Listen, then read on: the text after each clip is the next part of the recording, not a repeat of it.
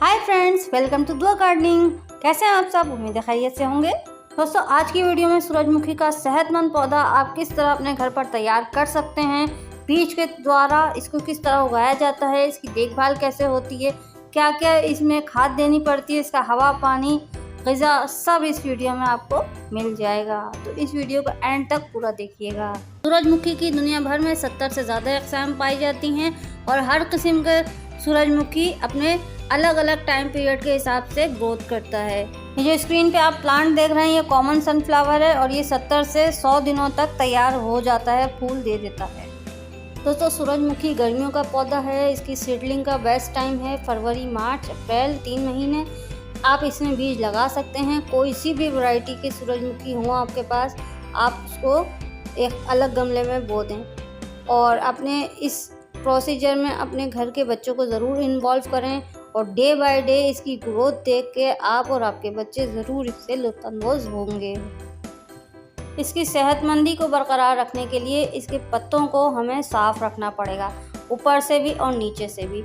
Specially सूरजमुखी के पत्तों के नीचे एक वाइट कलर का छोटा सा कीड़ा होता है, वो चिपक जाता है और रस चूसने लगता है, तो आहिस्ता आहिस्ता पत्ते जो है वो ख़राब हो जाते हैं और वो सही तरीके से अपना काम सरअंजाम नहीं देते, जिसकी वजह से पौधे को मुनासिब ग़िज़ा नहीं फराहम होती और वो जल्दी मर जाता है। सूरजमुखी के पत्तों की बीमारी के लिए हमें नीम ऑयल वाटर और लिक्विड सोप का स्प्रे बनाकर हफ्ते में 2 दफ़ा लाजमी करना है, पत्तों के ऊपर भी और पत्तों के नीचे भी। नीम ऑयल स्प्रे हम किस तरह बना सकते हैं, नीम ऑयल घर में किस तरह तैयार कर सकते हैं, उसकी पूरी वीडियो मेरे चैनल पर बनी हुई है, आप उसको देख सकते हैं। एक बहुत इम्पॉर्टेंट बात यहाँ पर यह है कि आप फूल के अंदर कभी भी नीम ऑयल स्प्रे नहीं करें, सिर्फ और सिर्फ इसके पत्तियों पे और डंडी पे इसके स्प्रे करना है नीम ऑयल स्प्रे, फूल पर कभी भी नहीं करना। सूरजमुखी के पौधे के लिए जो आपको मिट्टी तैयार करनी है वो 50% garden soil, 20% river sand, 10% cow dung compost, 10% vermi compost और 10% अच्छा कोई सा भी फंगीसाइड। अगर फंगीसाइड आपके पास नहीं है तो कोयले की राख बनाकर आप उसको भी शामिल कर सकते हैं, वो बेहतरीन फर्टिलाइज़र भी है और कीड़ों से रोकथाम भी करता है। जो ज़मीन के अंदर जो कीड़े में नज़र नहीं आते, अंदर ही अंदर पौधे को नुकसान पहुंचाते हैं, उसके लिए किसी भी किस्म के पौधे के लिए राख, लकड़ी की या कोयले की राख बेहतरीन फर्टिलाइज़र है और फंगीसाइड है। सूरजमुखी के पौधे को आप पानी उसी वक्त दें जब इसकी मिट्टी खुश्क हो जाए। 4 से 6 घंटे की धूप इसको लाजमी प्रोवाइड करें, जब ही ये अच्छे बीज बना सकेगा और ये बीज आप खुद भी खा सकते हैं। ईडेबल फूड है ये एकदम, और आप अपने घर में ग्रो करेंगे तो जो ताज़े ताज़े बीज का जो मज़ा होगा ना, वो बड़ा ही बेहतरीन होगा। आप इसको ऐसे ही फ्राई पैन में या तवे पे भून के इसको खा सकते हैं और वैसे भी कच्चा भी इसको खा सकते हैं। सूरजमुखी के सीड्स बहुत से बर्ड्स का मोस्ट फेवरेट सीड है।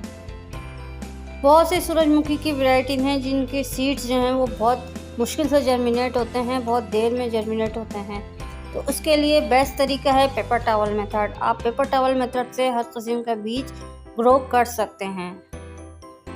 तेज़ हवा से बचाने के लिए अपने पौधे को आप किसी भी सहारे से बांध सकते हैं। यहाँ पर मैंने अपने पौधे को एक सूती कपड़े से बांध दिया है ताकि वो तेज़ हवा के झोंके से ना गिर जाए, टूट ना जाए। अब बात करें हमें पता कैसे चलेगा सूरजमुखी का जो फूल है वो अब तोड़ने के लायक हो गया है, यानी कि अब उसके अंदर जो सूरजमुखी के बीज हैं वो पूरी तरह से पक के तैयार हो चुके हैं, बन चुके हैं।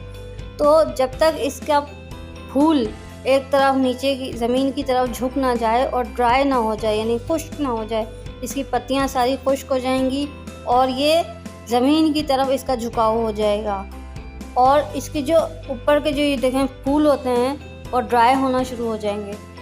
थोड़े से फूल मैं हटा के दिखाती हूँ आपको, अंदर सीड्स बन चुके हैं। अब ये हार्वेस्टिंग के लिए तैयार है, तो अब हम इसको हार्वेस्ट कर लेंगे और देखेंगे इसमें से कितने सीड्स निकलते हैं। सूरजमुखी के सीड्स हार्वेस्ट करने के 2 तरीके हैं। या तो आप पौधे में लगा फूल को उसको खुश्क होने दें, वो पूरा खुश्क हो जाएगा, डंडी, पत्ते और फूल, और उसके बाद आप इसको हार्वेस्ट कर लें। इसमें से पत्तियाँ और इसमें ग्रीन पार्ट सारा खुश्क हो जाएगा। या फिर आप उसको कट कर लें ख़ास एज पे, जब इसके ऊपर के फूल ब्राउन हो जाएं या ब्लैक कलर के हो जाएं तब इसको आप कट कर लें और अपने घर में लाके किसी भी गर्म खुश्क जगह पर रखकर इसको खुश्क कर लें। इसी तरह की इन्फॉर्मेटिव मज़ेदार वीडियोस के लिए देखते रहिए दुआ गार्डनिंग को लाइक करें, सब्सक्राइब करें और अपने फ्रेंड्स एंड फैमिली के साथ शेयर करना ना भूलें। Thanks for watching, take care.